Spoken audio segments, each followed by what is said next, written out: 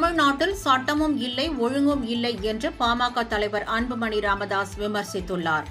திருவள்ளூர் மாவட்டம் பேட்டையில் பாமக நிர்வாகியின் இல்ல திருமண வரவேற்பு நிகழ்வில் கலந்து கொண்ட அன்புமணி பின்னர் நிர்வாகிகள் கூட்டத்தில் கலந்து கொண்டு உரையாற்றினார்.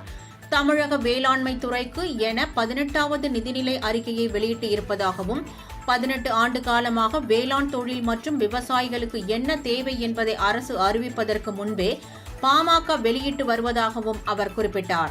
தமிழகத்தில் பெண்கள் பாதுகாப்பின்றி தனியாக செல்ல முடியாது சூழல் உள்ளதாக குற்றம் சாட்டிய அன்புமணி, தமிழ்நாட்டில் சட்டமும் கிடையாது சட்ட ஒழுங்கும் கிடையாது என்று விமர்சித்தார். 8 பேர் சேர்ந்து ஒரு பெண் குழந்தையை பாலியல் வன்கொடுமை செய்கின்றனர் எனவும் 7 பேர் சேர்ந்து ஒரு கல்லூரி மாணவியை சீரழிக்கின்றனர் எனவும் தெரிவித்த அன்புமணி ராமதாஸ், தான் மட்டும் ஆட்சியில் இருந்தால் இத்தகைய குற்றச் செயல்கள் புரிவோருக்கு பயம் வரும் வகையில் வெட்டியிருப்பேன் என கடுமையான சொற்களால் குறிப்பிட்டார். தமிழகத்தில் எங்கு பார்த்தாலும் போதை மாத்திரைகள், கஞ்சா மற்றும் மது விற்பனை நடைபெறுவதாகவும் இதற்கெல்லாம் காரணம் முதலமைச்சர் ஸ்டாலின் தான் எனவும் அவர் குற்றம் சாட்டினார். தமிழ்நாட்டில் இன்னைக்கு சட்டமும் கிடையாது ஒழுங்கும் கிடையாது.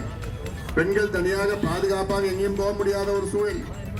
குடும்பங்கள் 5 வயது அப்பா, அந்த மிருகம் என்ன பண்ணலாம்? அந்த மிருகத்தை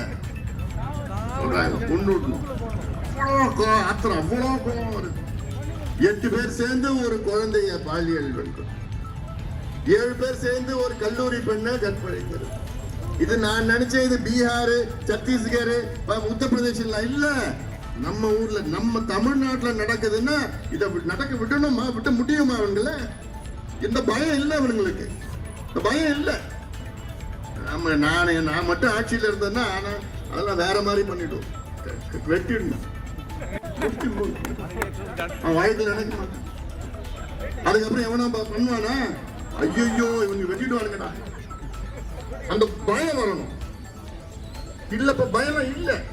ஏன் இது செய்யறாங்க தெரியுமாமா? எங்க பார்த்தாலும் கஞ்சா வித்துட்டு இருக்கிற, எங்க பார்த்தாலும் போதை மாத்திரை, எங்க பார்த்தாலும் தண்ணி எடுத்து மது.